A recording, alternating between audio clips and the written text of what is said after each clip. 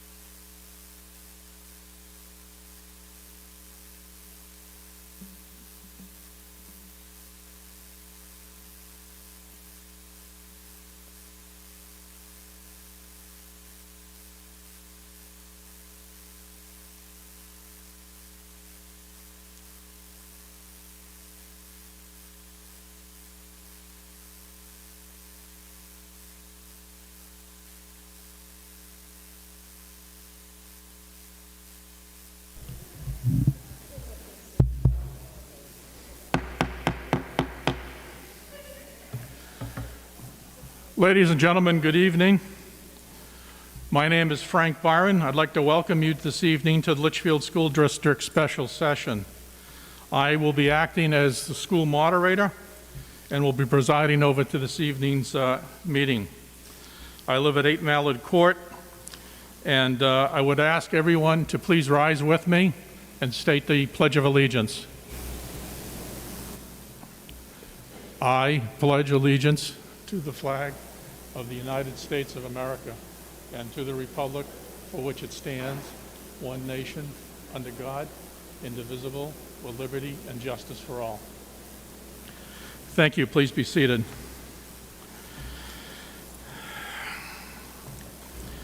Before we commence our meeting for consideration of today's only warrant article, there's several housekeeping matters that I want to make people aware of. Due to the COVID pandemic, face masks are required to be worn at all times while in the building. State law prohibits smoking anywhere on the school grounds. If you can smoke with a face mask on, please let others know how you do that. Should there be an emergency, emergency exits are located the way you came in, over to the side, and there's 2 of them on this end of the building. Please be considerate of others, and I'm asking everyone to silence or turn off your cell phone. Only those that are authorized to vote today may sit in the center sections here in the gymnasium bleachers. Those that are here today to observe, I'm asking you to please move to the far section beyond that last handrail.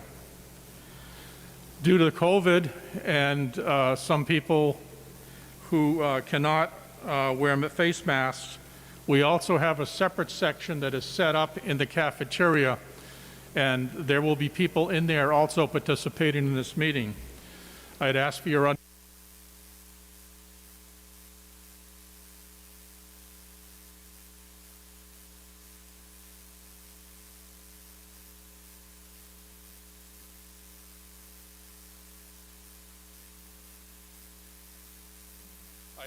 understanding for any slowdown in the meeting due to looking to get votes and any comments from the other room.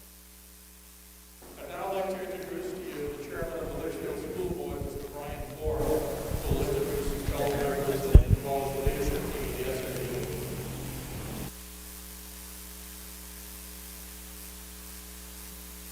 Thank you. Good evening, everyone. I'll start with the school board. On my left is Tina Harrison. Up in the audience, we have Rob Myers, Liz McDonald. To my right is Tara Hirschberger. At the table is Dr. Jetty, Superintendent of Schools. To my right is Michelle Flynn, School Board Secretary. Diane Goro, Legal Representative for the school board. The school district. And Corey Bickey, Business Administrator.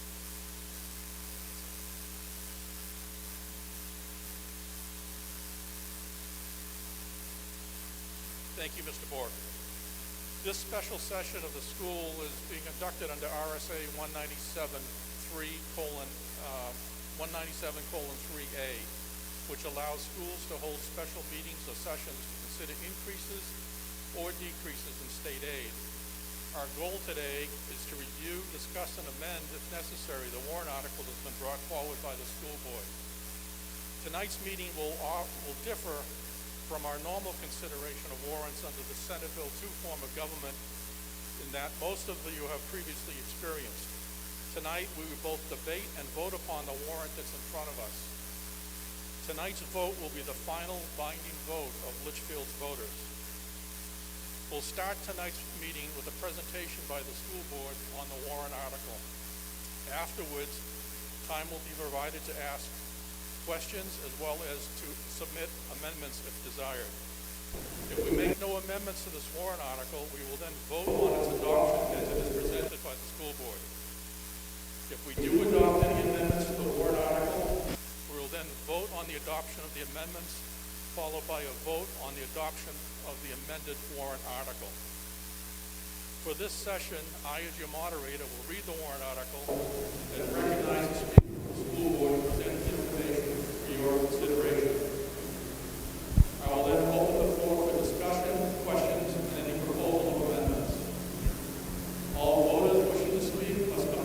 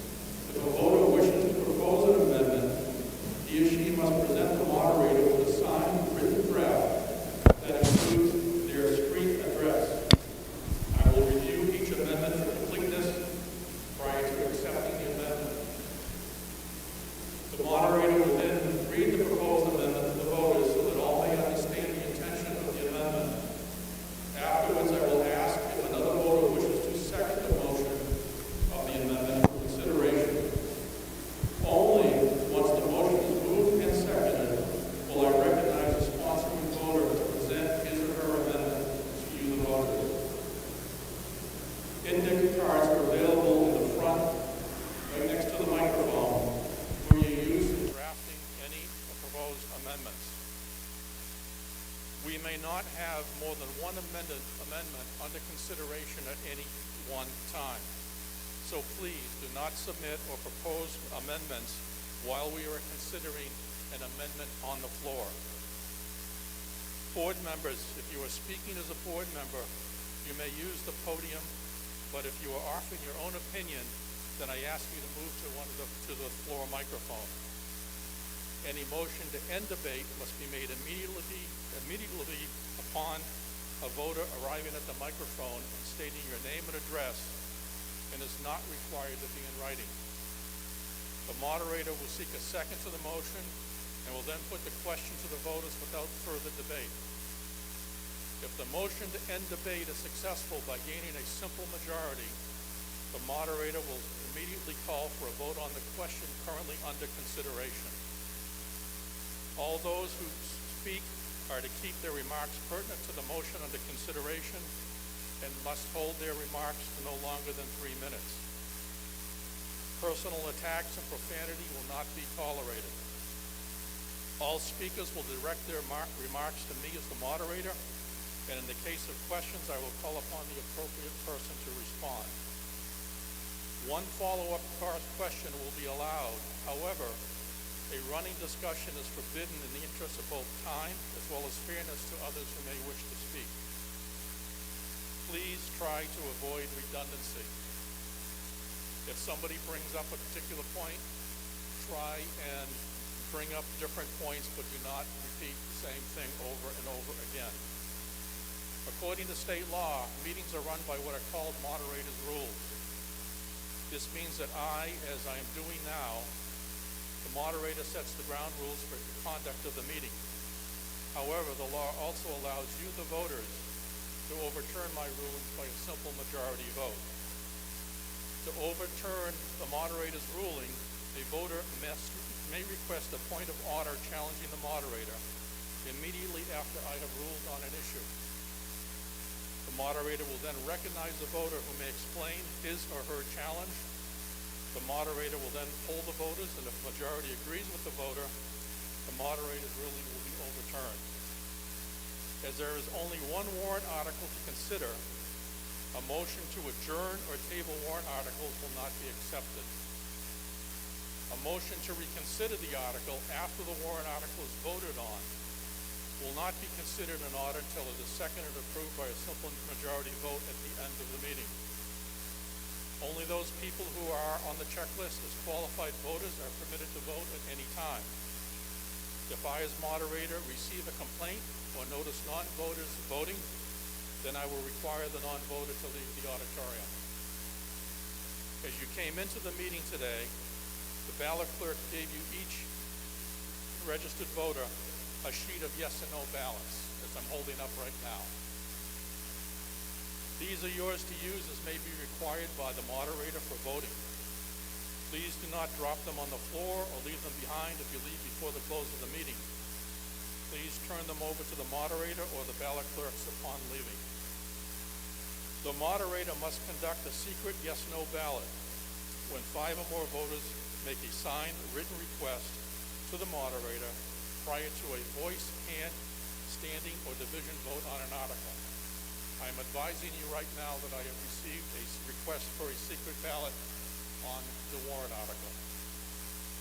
The moderator must also conduct a recount of a secret ballot immediately after the public announcement of the vote when requested by 5 or more voters who are present, provided that vote margin is not more than 10% of the total votes cast. The moderator must also conduct a secret yes-no ballot when 7 or more voters challenge any verbal or hand vote immediately after the vote results are declared by the moderator. The challenge can be made verbally or in writing. Approval or rejection of this warrant article amendment shall be by a simple majority vote. A hand vote will be the primary method of voting. It is your prerogative to permit non-voters to speak at this meeting. It has been customary to allow employees, council, and non-registered residents to speak at these meetings. If you wish to continue to do so, please signify by raising your hands.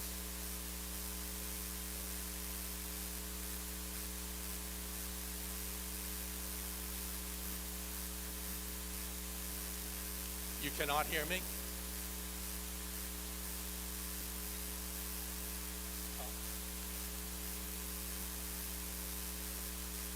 It is your prerogative to permit non-voters to speak at this meeting.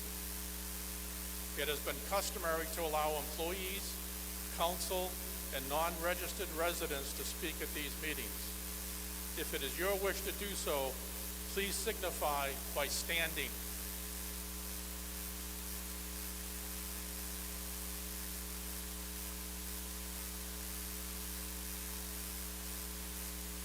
All those opposed, please stand.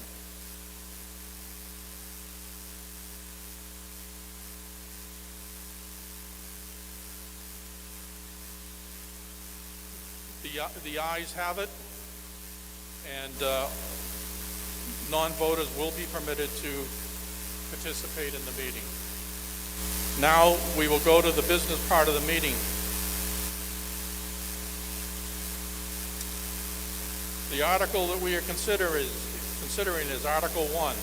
Shall the Litchfield School District vote to raise and appropriate the sum of up to $667,000 to the Capital Improvement Expendable Trust Fund, previously established on March 10th, 2020.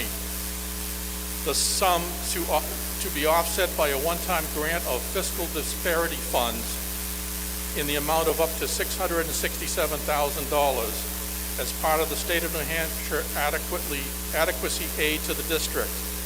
No amount to be raised by additional taxation. I will now call upon Dr. Jetty to present the school board's warrant information. Thank you, Mr. Moderator. Welcome and good evening, everyone. Thanks for coming out on a beautiful night to consider this request from the district. Basically, the current budget has allocated an additional, this is the state of New Hampshire budget, an additional $62.5 million in targeted appropriations to New Hampshire school districts. This money was called fiscal disparity aid, and the Litchfield School District was allocated about $667,000. The amount still hasn't been determined, but that's the maximum amount that we envision at this point. These are one-time funds. They were only deployed in the fiscal year that we're currently in, so it was a one-time allocation to school districts. The funds were not included in our 2021 budget as anticipated revenue, and therefore we did not appropriate them in March of 2020. However, we did create a brand new school district capital improvement expendable trust fund. And the purpose of that fund is to put money aside to invest in the infrastructure of our schools. And remember that we're here in our newest school, which is now 20 years old. And if you live in a house that's 20 years old or drive a 20-year-old car, you know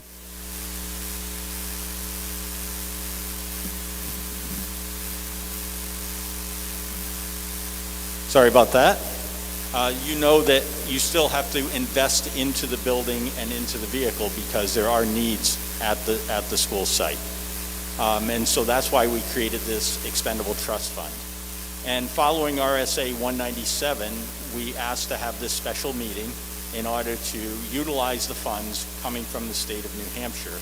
And with the newly created trust fund to put those into that account.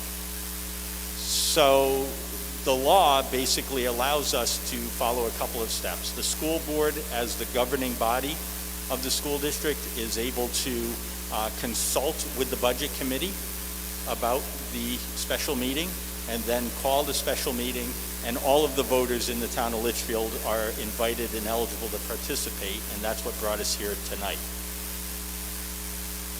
The article has already been read for you, but here it is in print. And it is to take that $667,000 or up to that. We think the number is going to be a little bit under that amount, but it'll allow us to put up to that amount into the newly created Capital Improvement Expendable Trust Fund. And that is the money that is coming from the state. So there's not an additional amount being raised by taxation. It's just taking the money coming from the state and putting it into that fund to be used to invest in the capital of the buildings. I want to put in perspective a little bit what the needs are. So we currently have ventilation projects going on in our school. Remember, we're in the middle of a pandemic, and it's an airborne respiratory illness. So paying attention to the ventilation systems in our 3 buildings has been a #1 priority for us, because we want to make sure that the health and welfare of our employees and our students is maintained. So to date, we have actually allocated $132,621.90 in unforeseen costs back when the budget was adopted toward our ventilation systems in all 3 schools. I can tell you our school ventilation systems are operating better today than they have in many years because of that investment. But we have a long way to go, and there are additional things that need to be done with the ventilation projects. And again, that was not worked into the budget. It was not foreseen. Nobody knew there was a pandemic coming, and so this investment is something that we were planning long-term, but we have pulled it forward and acted very quickly to get after it. We are also in the middle of a construction project at LMS. The canopy project there is going to cost about $220,000 of taxpayer dollars, plus $100,000 in reimbursement that has been previously allocated by the state. And that will make a much more secure entrance at LMS and will allow us to have a better security system across the board in the future. And another thing that popped up on us was an electrical failure at Griffin. So right before school started, a tree fell down across the street from the old fire station. It knocked power out to the neighborhood, and when the power came back on, everybody else got it. I think Rich got it, but the elementary school didn't get it. And that is because the main breaker box, the very first receiving box of this electricity coming into the building, failed, and it cost us over $60,000 to repair that box. And keep in mind that that's point #1 in an aged building. So even after we repaired that, we weren't sure if we were then going to uncover further electrical concerns that had resulted from that surge. But it turned out there were not any. It really was protected by that one main breaker. But it cost over $60,000 to repair and to bring on board. So when you have a school as old as Griffin, the 1930s building, added on to many times in the ensuing years, there are needs that need to be kept up there. And we were basically absolutely crippled by that one electrical concern that occurred. We had to invest the money. We had to get it up and going in order to open the school. And so it's the type of thing that can pop up at any time. We've had reports done on the ventilation needs across the district. And if you add up the estimated costs of those, it comes to $2.65 million to take care of the ventilation needs at the high school and the middle school. The middle school, of course, was built in 1987, so you've got a building that is even more aged than the high school. And if you read the report that we have back from the ventilation experts, they tell us that the ventilation system there is beyond useful life, and that it's time for a complete rehab and overhaul of that system. It would be a great way to spend the $660,000 in infrastructure money coming from the state. Planning what to do with Griffin, we anticipate over the next several years spending over $300,000 just in planning and preparation costs in order to move forward with that school. The middle school kitchen, which is way undersized and woefully inadequate for the lunch program that we're being asked to prepare every day, that kitchen expansion is estimated to cost $300,000. So it's another example of a need with an expensive price tag. And even the bleachers you're sitting on, I hate to tell you, but they're also beyond useful life. And replacing those bleachers, it has a price tag of $206,000. And we're at the point, it's not a safety issue yet, so everybody can be comfortable staying there. But eventually, it will become a safety issue. The bleachers will be unable to be used. And so we want to be on the front end of it. So when somebody asks me the question, what would $667,000 do?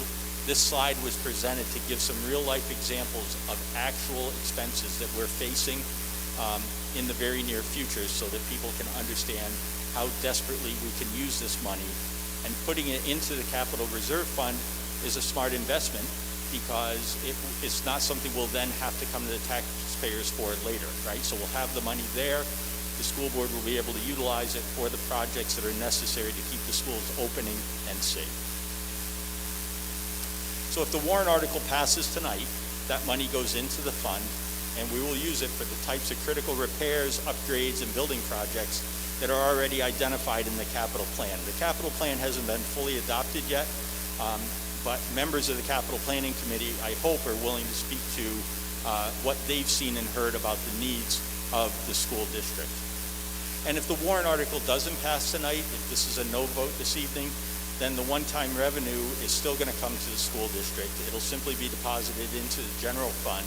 We won't be able to spend it because it wasn't appropriated, and it would be returned at some point to the taxpayers in a future year, but that's probably not until a year from now.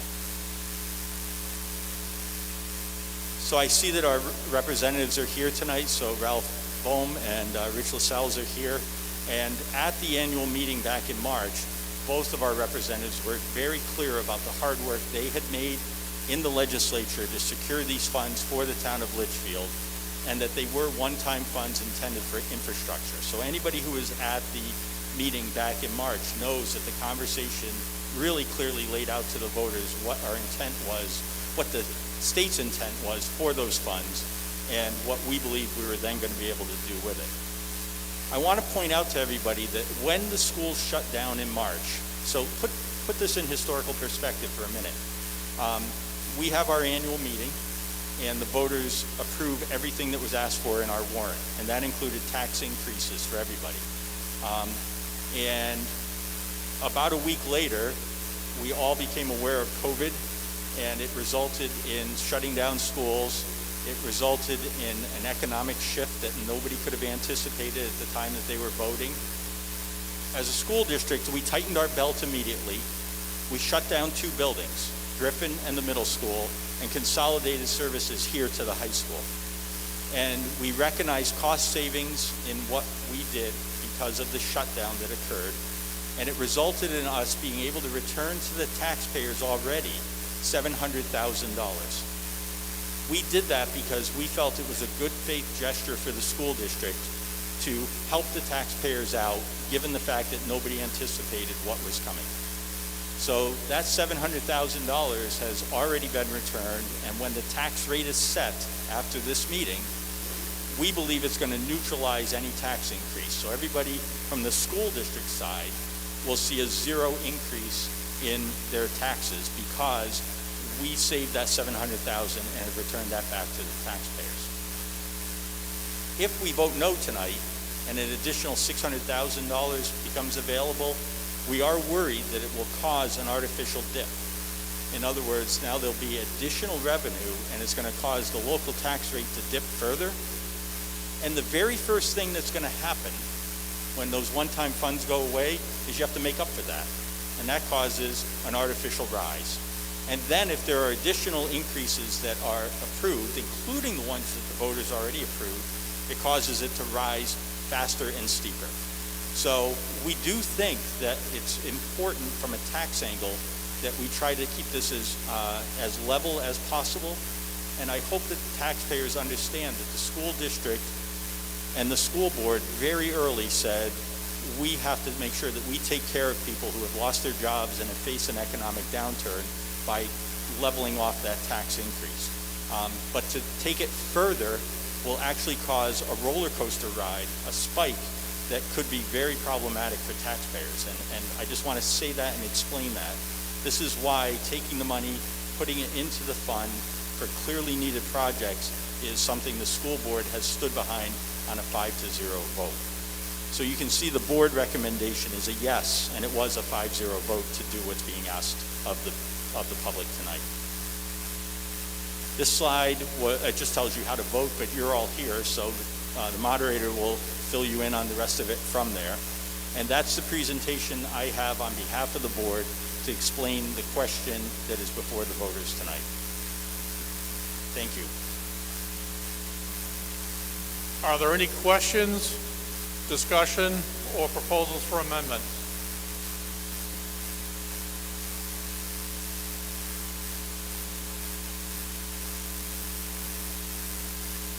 Ralph Bohm, 6 Gibson Drive.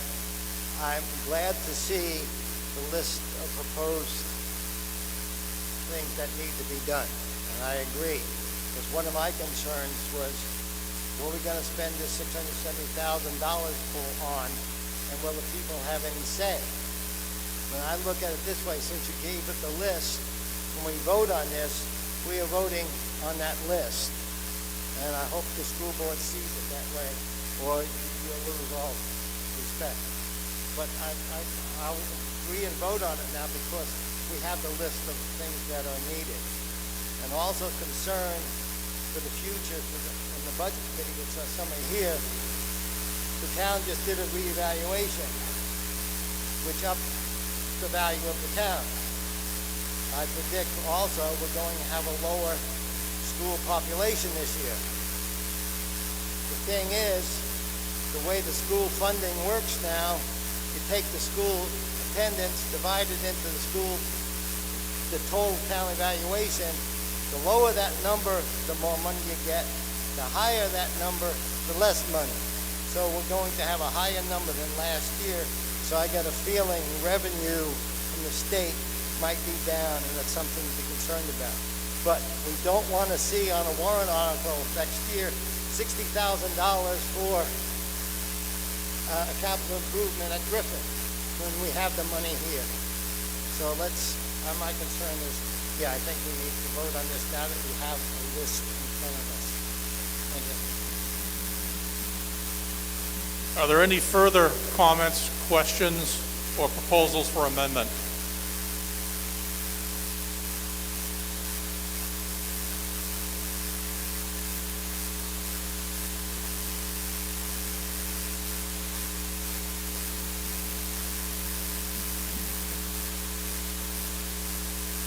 Good evening, everyone. My name is Andrew Cutter, 6 Moose Hollow Road.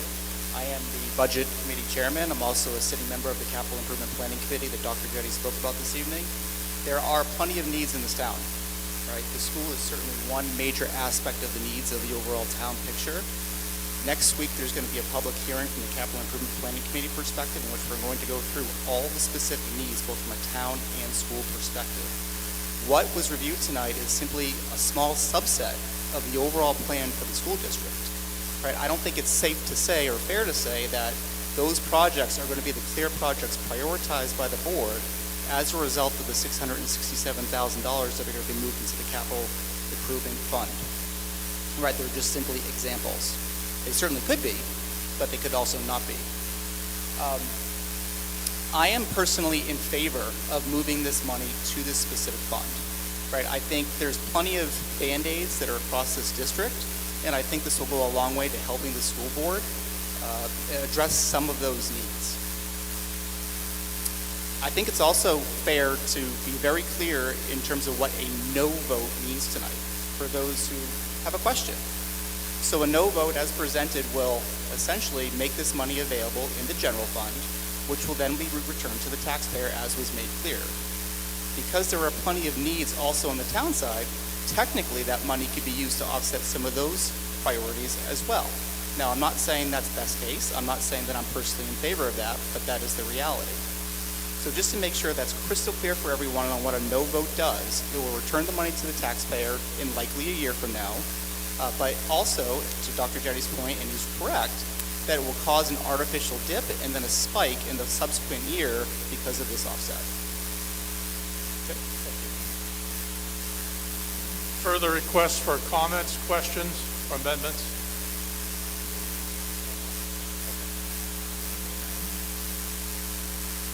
Good afternoon, Sue Ann Johnson, 35 Lock Mill Drive. So has the Budget Committee weighed in and given an opinion on what should be done here? Are they in favor of a yes vote?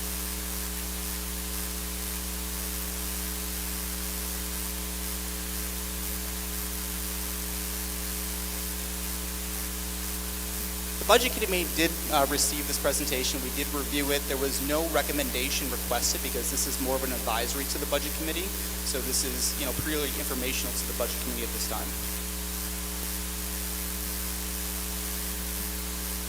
Thank you. Who will decide how the money is spent if we vote yes on this? And can it be spent only on school infrastructure improvements, not on salaries, things of that nature? That's all, thank you.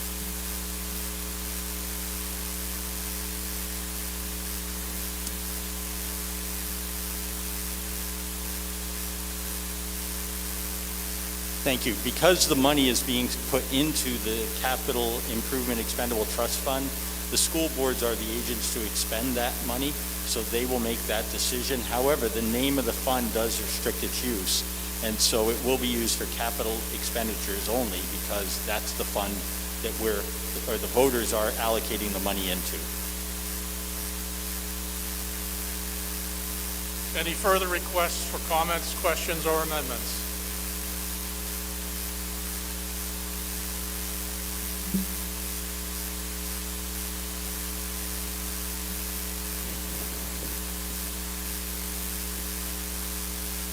Rich Lascelles, 236 Charles Bancroft Highway.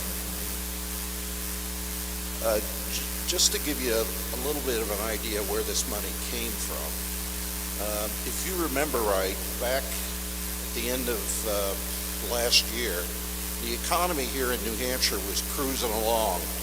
The state had a lot more money than we thought we were going to have.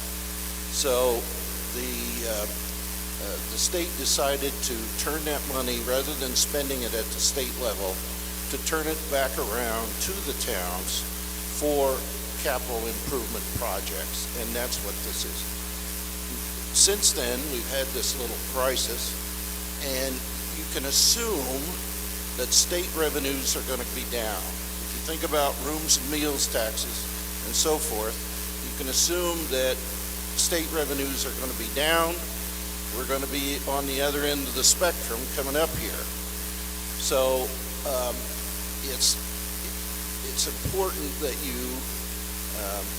I personally feel that it's a good idea to put this into this capital reserve fund, have budget committee oversight, which is a good way to do it, and so that we don't have this, if we have to have, if the tax rate is artificially low for this tax year, and then next year it has to be raised artificially because of fewer tax revenues from the state, as well as more revenues or more expenditures here at the local level, then it's going to be a double whammy. So I personally am going to be supporting this. Any further requests for comments, questions, or amendments?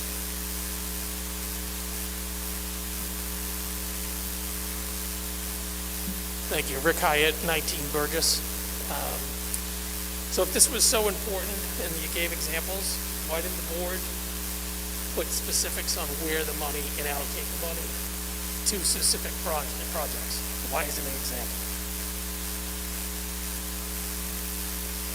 Further comments, questions, or proposals for amendments?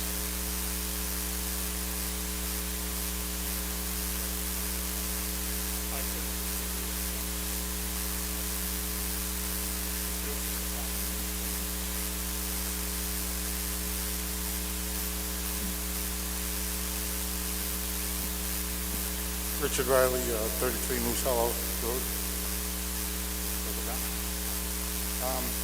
First, I wanted to ask, I believe this gentleman referenced that the budget committee would have oversight on this spending. I thought I heard earlier that there was no oversight other than the school board, so I'd like a clarification on that once more from the school board, please.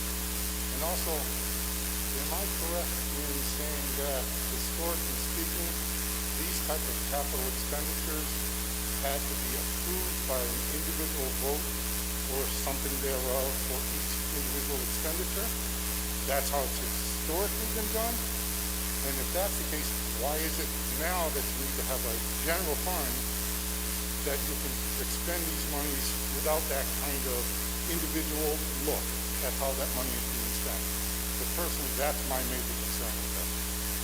If because I lose that ability to look at what's going to happen with that money. I agree you provided a list, but a list is nothing more than a list. It does not mean a commitment on your part to spend the money that way. That's my major concern.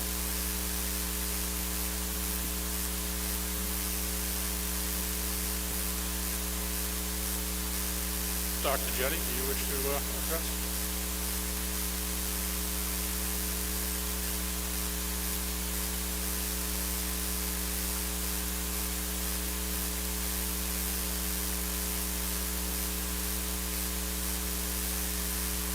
Sorry, I'm trying to make sure I got the right question. So the Budget Committee does not have oversight of the capital improvement plan.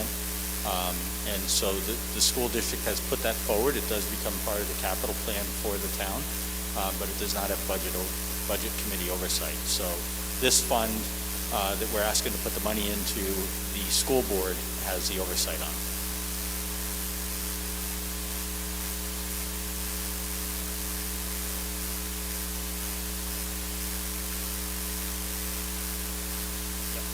So Chairman Berg is pointing out that there is a member of the Budget Committee who's on the capital improvement plan. So there is, there's oversight in the sense that it's a joint committee of various boards in the town. So there is representation there, but it's not a Budget Committee vote, I think is the fair way to put it.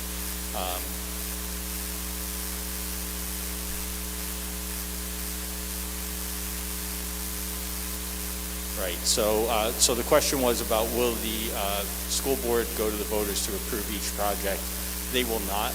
They will have public meetings and public discussions about it.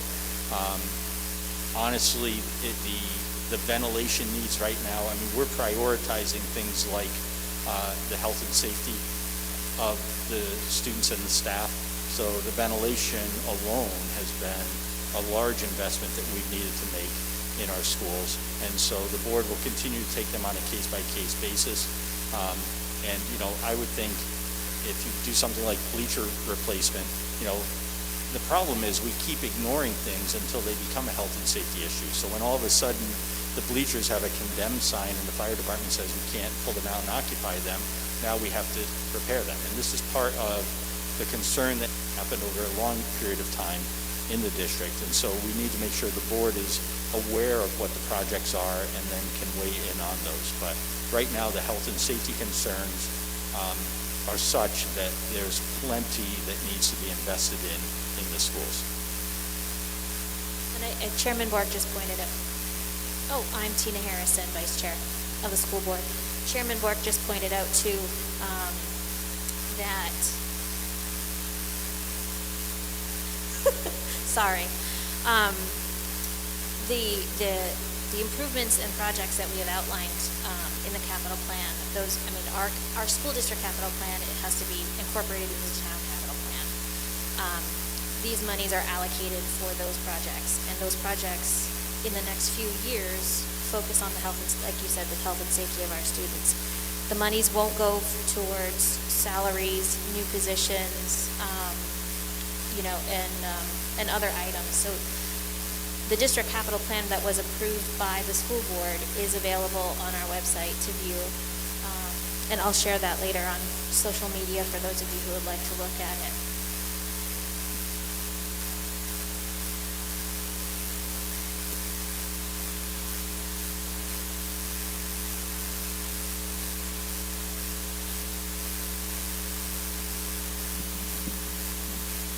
Ralph 6 Gibson Drive again.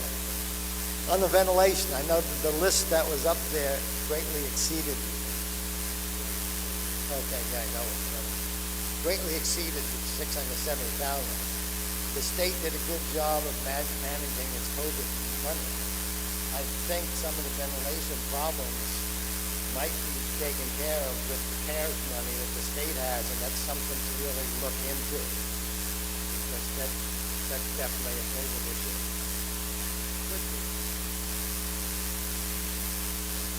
Are there any further requests for comments, questions, or proposals to amend this article? Hearing none, then we will go to vote.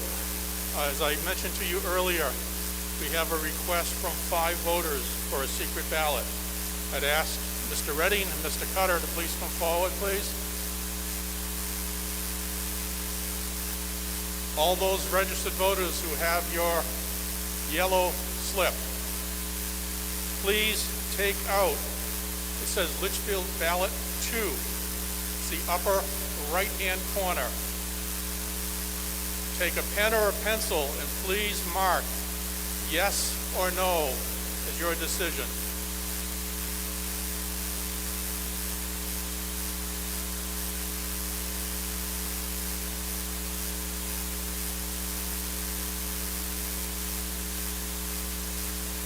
Both Mr. Cutter and Mr. Redding will come around and collect your ballots. Please drop them into the box. Mr. Cutter, if you can handle from there to the center, and Mr. Redding, if you can go to the left.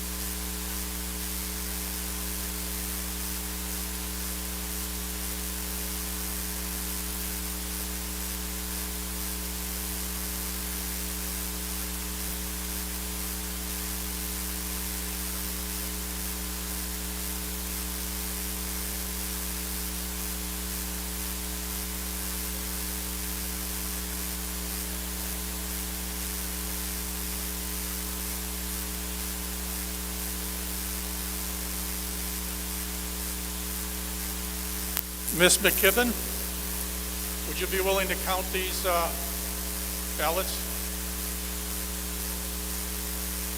Joan, would you be willing to count these ballots down here? Mr. Riley, would you be willing also to count the ballots down here as well?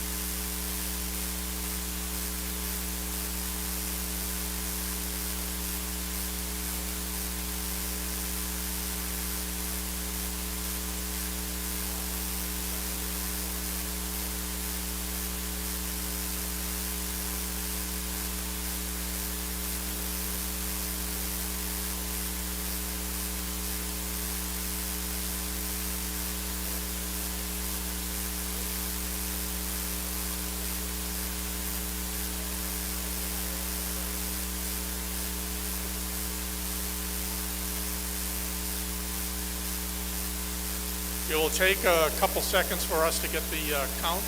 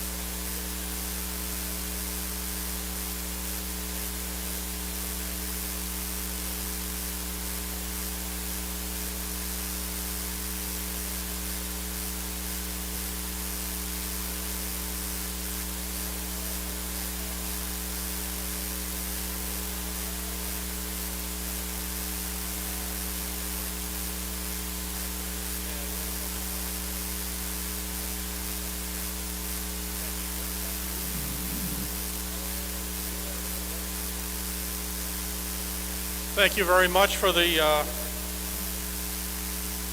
vote counters.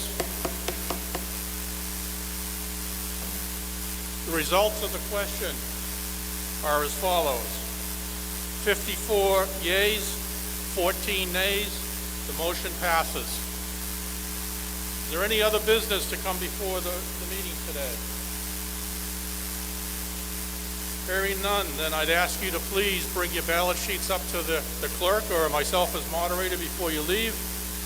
And hearing no further requests, then is there a motion to adjourn the meeting? Is there a second? We have a motion and a second. All those in favor, please say aye. Opposed? Motion carries. Ladies and gentlemen, have a good evening. Thank you very much. The time is now 6:51.